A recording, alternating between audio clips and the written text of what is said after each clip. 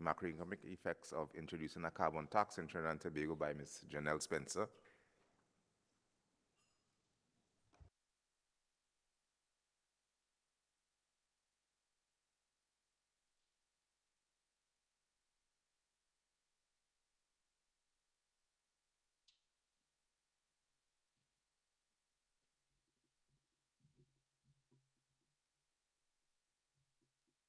Thank you, Dr. Finch, and good morning. I want to say thank you to the SUIT Secretariat and to the Central Bank of Curacao for the opportunity to present our paper at this year's conference. I must say that the inclusion of a session on climate change at a Monetary Studies Conference and the work of my fellow colleagues presenting here this morning shows that sustainability really is becoming more important to central banks, and that is deeply encouraging. Traditionally, in economics, we look at trade offs. So we look at growth versus inflation, spending versus savings. But now we're being challenged with trade offs like coastal erosion versus GDP growth, or air quality versus revenue generation. And in this paper, my co authors and I, Lauren and Andal, who are in the room with us today, and you heard from yesterday, as well as Christopher, who's back home in Trinidad, what we explored was the potential trade off between climate action and macroeconomic consequences in the Trinidad and Tobago context. So, this is the roadmap of our journey today. I'll start with just the global story, narrow down to Trinidad and Tobago, and then walk you through how we tested the potential effects, and of course, end with what we see it looking like for policy. Starting with the big picture, carbon pricing is no longer abstract. You know, it's something that is happening all over the world. And from our literature reviews, we found that almost 100 jurisdictions are currently putting a price on carbon. As for Trinidad and Tobago, we're a small country, like many of the countries in this room, but we are a big emitter per capita. So we can't ignore this conversation, and we aren't. In Trinidad and Tobago, we've actually put forward a carbon reduction strategy. And for our NDCs, we've identified the three main polluting sectors. So that's power, transport, and industry. Our Ministry of Planning has also pointed to carbon taxes as one of the most feasible options for us. So it's going to happen eventually, but as economists, what our immediate concern was, what is the consequences for our economy? And that's exactly what we set out to explore. So for one, how effective is a carbon tax on actually reducing emissions? And then what are the macroeconomic trade-offs? Think growth, revenues, and households. So, just to make sure that we're clear, when we looked at the literature, what we're talking about is a tax, a fee paid on every ton of carbon dioxide released into the atmosphere. And if we want to make this a real number, we all are familiar with or took the journey from Hato International Airport to the Renaissance. So to pollute 1 ton of carbon dioxide, we'd have to make that trip 360 times to pollute 1 ton. So we could get the concept. And in the research, it's usually either ex ante studies that are looking at the hypothetical consequences, or ex post, looking at the actual effects after the fact. And as you can expect, literature on the Caribbean has primarily been ex ante. And in a 2022 ex ante study, they found that carbon taxes are the most effective tool for Caribbean countries because they aid in climate change mitigation, but also they encourage investment into renewable energy technologies. And an added benefit, particularly for the Trinidad and Tobago case, because of our energy intensive in economy, it can be very beneficial when it comes to revenue generation. So, but the literature does warn us that there can be carbon leakages, because carbon leakages and inflation. So producers may shift some of their cost onto the consumers, and that can cause economic activity to move away from the region.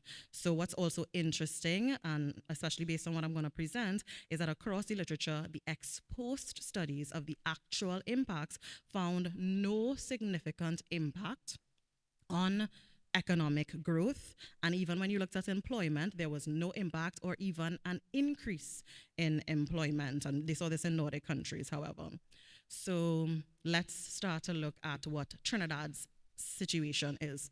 This is our emissions. And you can see it rose quite a bit. And then in 2008, we're seeing slight declines. But that red dot at the end there, so the graph on your left, that's where we're going to. So we have ways to go. And in context, this in 2023, our pollution was 48 million tons. However, in Jamaica, it was 8 million tons. In Barbados is 1.4, and in Curacao it was zero point 0.1 million tons. So we have a ways to go. And one of the methods being suggested by our Ministry of Planning is, in fact, a carbon tax. And while chatting with Dr. Belgrave at the front desk on Tuesday and talking about what my paper was about, he told me that I'd be very unpopular in Trinidad by suggesting a carbon tax. And he even offered asylum in Barbados for me. So kind. So it reminded me to make it clear the Central Bank of Trinidad is not suggesting a carbon tax in Trinidad and Tobago. The government is. We, as economists, we just want to see what are the consequences and if there's any way we can implement policies to help in the proper implementation.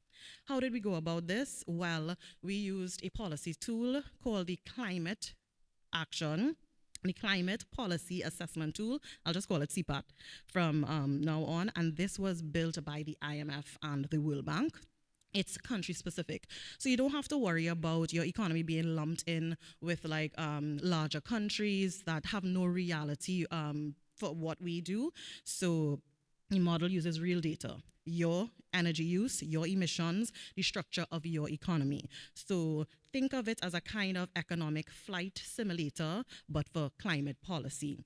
And it's an interconnected spreadsheet-based Excel model, and there are 4 key modules, as you can see on the infographic. The mitigation model, that's the big one. It uses 3 econometric models within that to simulate. We're looking at energy demand, supply and market equilibrium. Then we have the distributional module that examines issues of inequality, income inequality and poverty. And then there are air pollution and transportation modules that look at welfare spillovers. So at its core, what this model does is that it links energy use, fuel usage, emissions, and macroeconomic variables. And what we're simulating is how a carbon tax actually changes fuel use, how emissions could fall, how much government revenues we can collect, and then what happens to GDP, households, and other sectors. So it lets us test drive different climate policies or climate tax scenarios and see what were the consequences, which is exactly what we wanted to do for our paper. So this is the parameters that we set. What we did is we decided to set 3 different scenarios. And in all of them, we're trying to get to the same goal, 2030, which is Trinidad's NDC's goals, to have full implementation. So we started in 2026, and the goal is a $50 per ton. But to ease the country into things, we started in 2026 with $10 and gradually increased till 2030 and to the $50 per ton of CO2. In scenario 1, that's our simple scenario. We implemented just the carbon tax alone and left the economy as is. In scenario 2, on top of the tax, we took away the fossil fuel subsidy, which we do have in Trinidad, but then we added a renewable energy subsidy. And then finally, in scenario 3, which is the more encompassing one, we built on scenario 2 and we added in revenue redistribution. Meaning we didn't just let the model take the revenues that is being garnered by the tax and just filter it through the model. No, we said what we want to do with it is 3 things.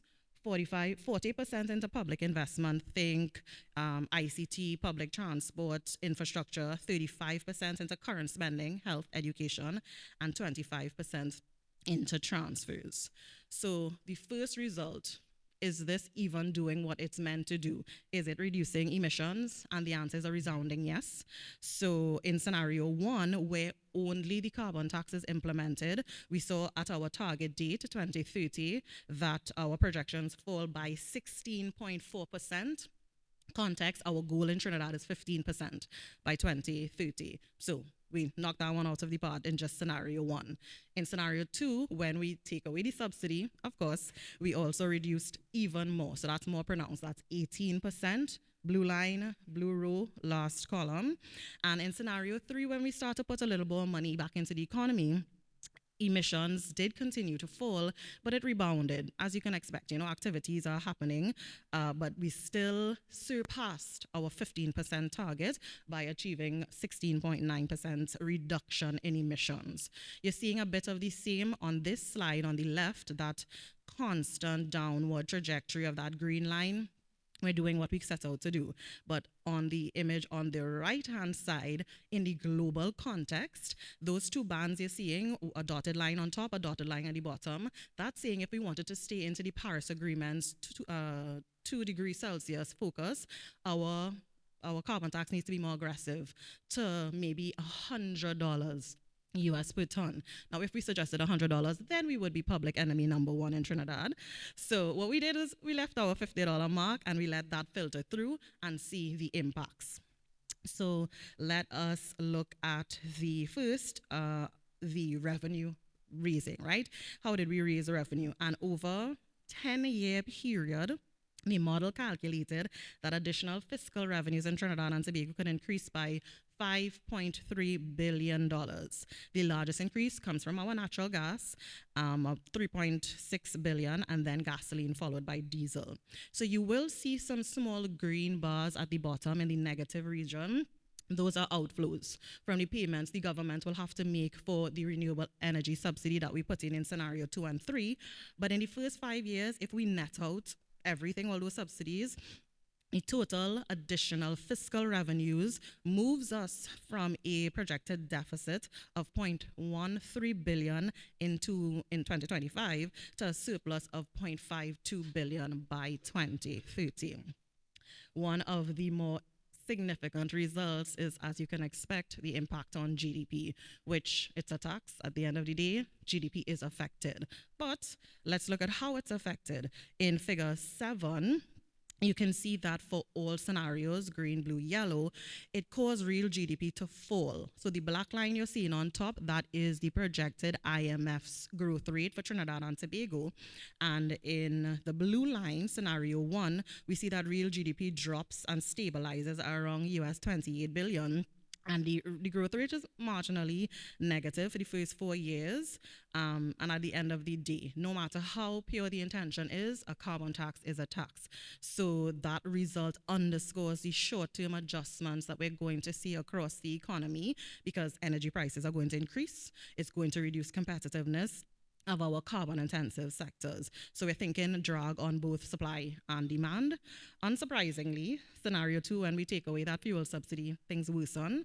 So that's the yellow line that you're seeing. High energy costs along with withdrawals from the subsidy, it's going to increase the burden and our citizenry if we don't have immediate options to compensate them. But that's where we have scenario 3, where we take the income and put it back in. So that's the red line, and that's the one closest to the top black line. It closely mirrors that IMF baseline projection. So we have a growth rate of 1.3%, 0.9% after 2030, and even the growth rate actually becomes positive in 2036. So we strongly believe that a well-designed redistribution strategy can cushion the economy and stimulate inclusive growth. The last result that I want to touch on, and it's a result-heavy paper, so if you get the opportunity, please give it a read, is the impact on the external sector. So after the introduction of the tax, the current account balance declines by 5.7% in the first instance. And what we theorize is that is likely a deterioration of dual impacts. So we have reduction in energy sector export earnings, but an increase in spending for imports, because we're going to need to import renewable energy equipment, capital goods, things to aid in the transition. So there's no dancing around the fact that the combined effect of a carbon tax and the removal of fuel subsidies is that the domestic energy production costs are going to rise. So for our energy intensive exports, things of our petrochemicals, LNGs, things of the like, it's going to erode price competitiveness. and lead to some export volumes going down. So, yes, we know over time investments in low carbon technologies and economic diversification will help, but that's going to take some time to sink in. So, for all the good that a tax will do, we have to be prepared for some of the unfavorable macroeconomic consequences that will arise, and we either weather the storm and wait until the economy recalibrates, if you will, or we can implement additional policies to counter these effects, which brings us to our overall conclusions. So, a carbon tax is not a magic wand. It is not going to solve every single climate challenge that we have.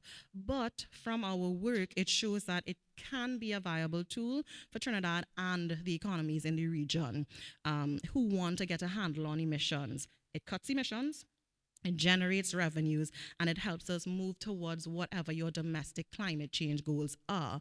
The real lesson, though, is design absolutely matters. So, what does that look like? For us, we theorize that one, we it means putting strong institutions in place. So a carbon tax can only work if people trust that the revenues are collected fairly and also used wisely. The second, that we need to align our fiscal system, right? We need to phase out our fossil fuel subsidy, reinvest carbon revenues into things like green infrastructure, adaptation projects. So you're taking from the pollution and investing into resilience.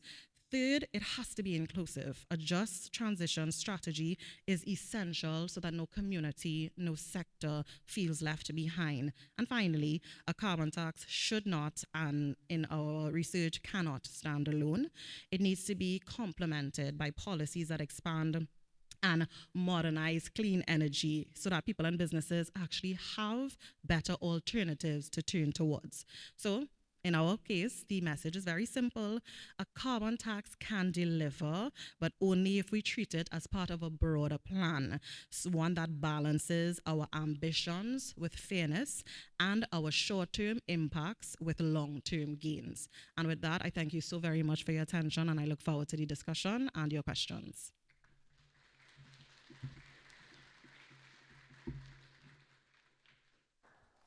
Thank you very much, Janelle. I'd like to invite to discuss this paper Dr. Ryan Peterson. He's the Division Manager, Economic Policy and Financial Stability at the Central Bank of Aruba. Dr. Peterson.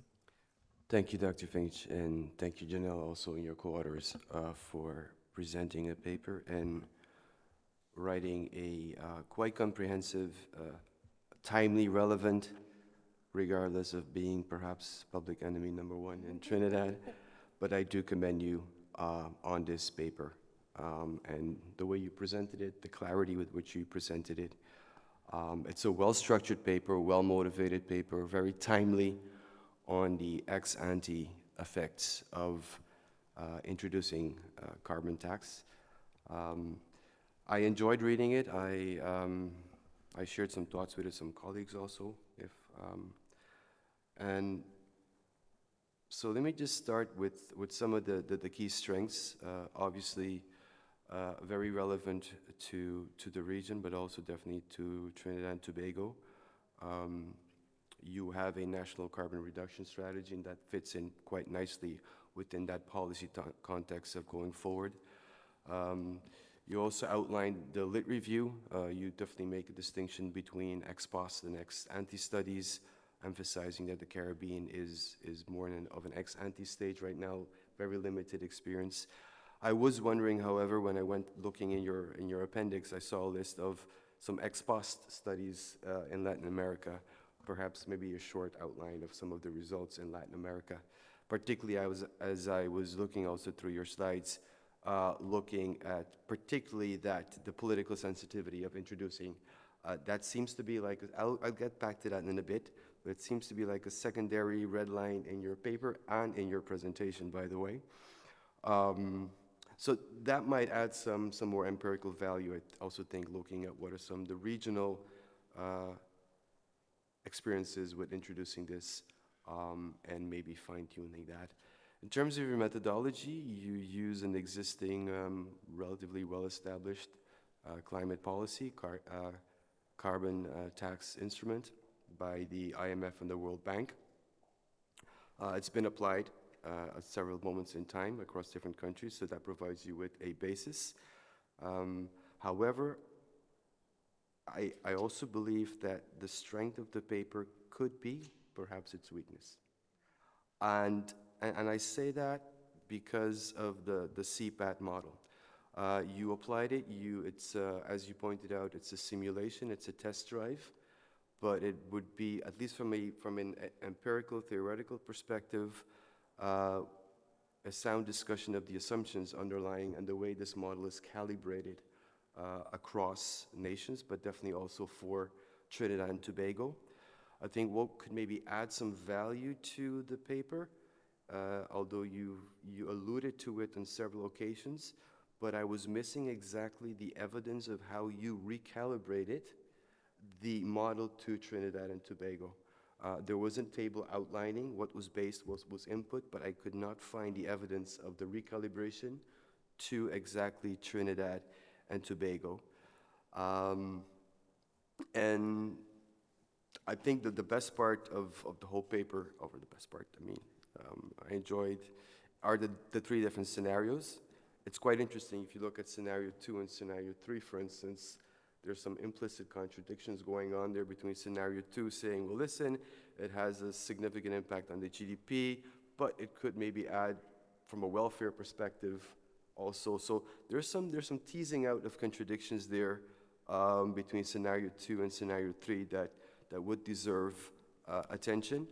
And as I mentioned, the highlight of the paper is when you take all of this information and you point to it in the beginning of the paper, but you come back to it towards the end in your conclusions, understanding that the carbon policy tax or the carbon tax policy needs to be part of a larger toolkit.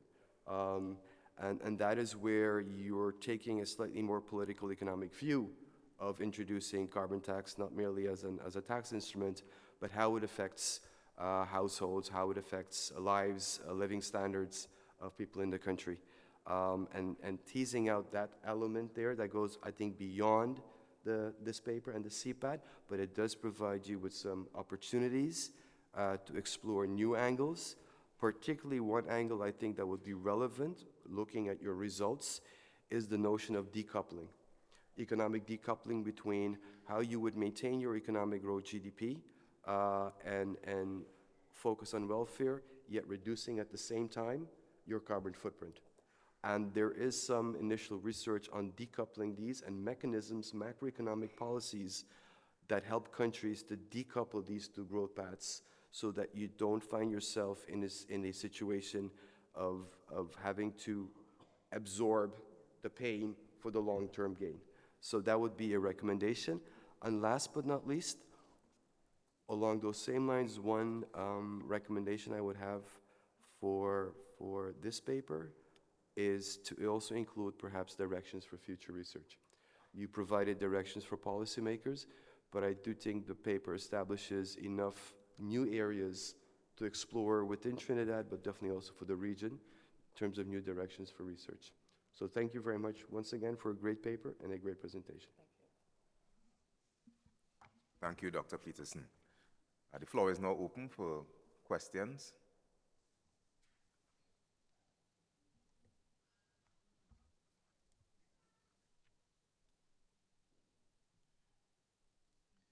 I'm seeing Anton in the back. You offered us asylum. I don't know if you want to follow up on that offer. Okay, so if no questions, Janelle, to respond to Dr. Peterson. Sure. Thank you so very much for that feedback.